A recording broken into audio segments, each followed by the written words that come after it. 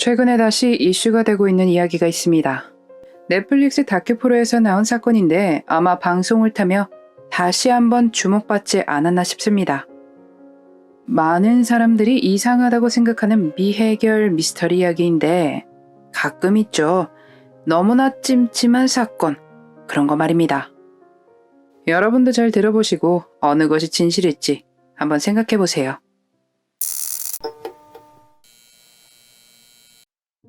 2010년 1월 12일 로메인 가족의 집에 나타난 경찰은 그들의 어머니의 실종을 알렸습니다. 가족들에 따르면 엄마인 조안은 저녁 예배를 위해 교회에 다녀온다고 나간 뒤 아직 돌아오지 않던 상태였습니다. 조안이 마지막으로 목격된 시각이 오후 7시 20분이며 그때 교회를 떠났다고 합니다. 그리고 대략 10초 정도 자동차 경보음이 들려왔다고 하네요.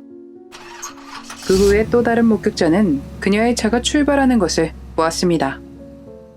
밤 9시 55분, 경찰들은 그녀의 차가 교회 근처에 주차되어 있는 것을 발견했다고 합니다.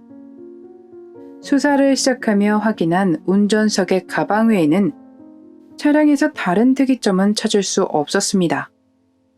가방은 얼마 전에 구매한 새 가방으로 찢어진 상태였음에도 경찰은 차와 지갑에서 DNA 검사를 하지 않았습니다.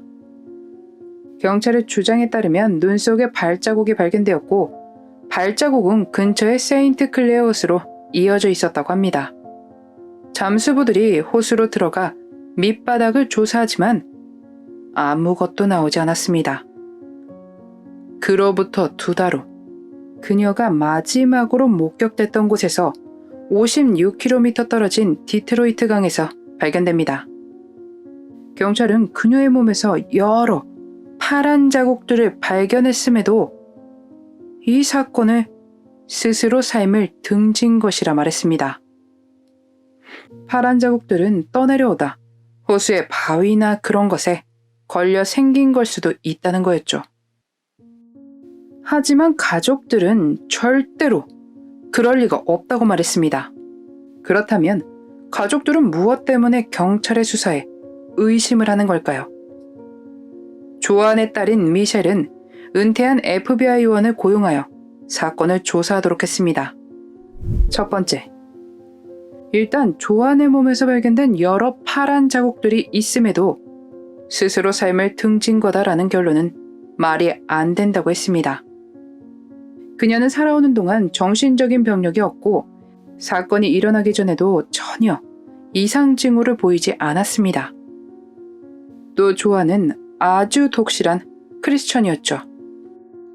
그렇게 종교적인 신념이 있는 사람이 그런 선택을 했을 리가 없다는 겁니다. 두 번째, 겨울이다 보니 길이 그렇게 좋지 못했습니다. 당시 조안은 5cm 굽이 있는 부츠를 신고 있었는데 길이 얼어 있거나 돌 때문에 걷기엔 좀 힘든 상태였습니다. 그런 불편함을 감수해가며 호수까지 걸어갔다는 점은 너무도 이상했습니다. 또 발견됐을 때 부츠는 아코가 약간 까진 것 외에는 깨끗했습니다. 앞에 제가 경찰이 발자국이 호수로 이어진다고 말했었다고 하지 않았습니까? 땅이 굳은 상태였기에 불가능하다는 것을 알고는 이 말을 철회했습니다. 세 번째, 조안이 물에서 세상을 떠난 거다 라는 주장이라면 폐에 물이 있어야겠죠. 하지만 폐에서 물이 발견되지 않았습니다.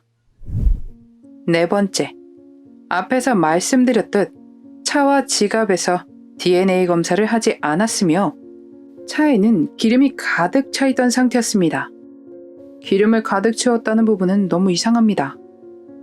차에서 발견됐던 가방은 얼마 전에 구매한 새 상품인데 찢어진 상태였고 이건 누군가와 실랑이가 있었을지도 모른다고 의심이 됐습니다. 다섯 번째, 신기한 일이 있기도 했는데 사건이 일어나기 6주 전쯤에 차량의 여분의 키를 가족은 잃어버렸습니다. 그런데 사건이 일어나고 다음 날 이 키가 경찰서에 나타납니다. 하지만 경찰은 누가 어떻게 이것을 가져다 준 것인지 기록해두지 않았습니다.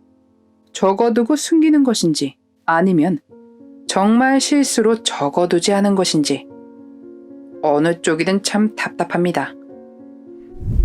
6번째. 이것뿐만이 아니라 조안이 당일 탔던 차량이 딸 미셸의 소유였는데 경찰이 그녀의 실종을 알리기 위해 집에 찾아왔을 때 어머니가 실종됐다고 전했답니다. 이러니 가족들이 경찰이 무언가 은폐하려 한다는 의심을 안 하겠습니까? 이게 사실이라면 정말 수상하긴 합니다. 7번째. 목격자도 있었지만 경찰이 증인을 무시했다라는 주장도 있었는데 이 목격자에 따르면 조안이 한 남성과 같이 있었다고 합니다. 이 남성의 생김새는 사촌 팀과 같았습니다. 팀과 조안은 사이가 좋지 않았는데 이게 가족의 유산 문제가 껴있는 것으로 알고 있습니다. 그녀는 딸에게 혹시나 자신에게 무슨 일이 생긴다면 팀을 의심해보라는 말도 했었답니다. 하지만 팀은 조사되지 않았습니다. 경찰은 팀을 이 사건에 연결시킬 만한 증거가 없으므로 그는 용의자에서 제외됐다고 합니다. 8번째. 그녀의 주변을 더 수사해봤어야 하지 않았나 싶은 일도 있었는데 사건이 터지기 일주일 전 경찰은 조안으로부터 신고를 받았었습니다. 자신의 안전에 대해 걱정을 하는 신고 내용이었는데 당시 가족에게는 알리지 않았었다고 합니다. 걱정할까 봐서였겠죠. 확실하지 않으니 이야기를 하지 않았을 수도 있습니다. 이렇게 경찰이 말하는 것과 증거들이 서로 맞지 않거나 수상하다 보니 가족들은 많은 의심을 할 수밖에 없는 입장이었습니다. 예배 보러 간다던 엄마가 갑자기 이런 식으로 발견된다면 게다가 사건을 수사하는 사람들의 말들에서 너무나 수상한 부분들이 많다면 말이죠.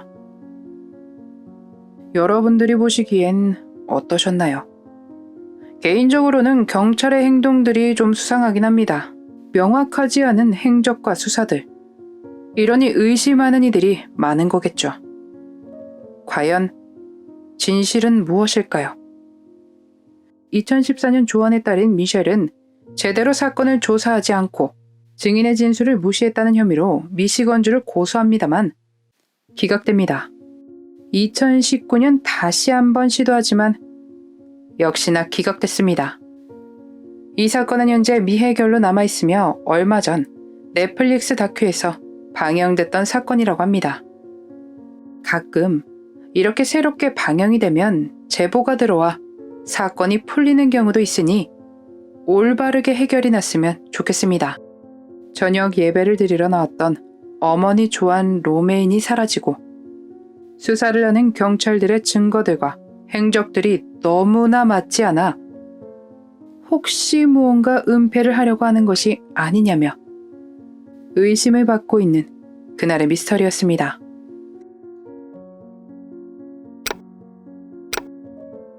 마지막까지 시청해주셔서 감사합니다. 좋아요와 구독은 저에게 큰 힘을 줍니다. 오늘 하루도 수고하셨습니다. 좋은 밤 보내세요.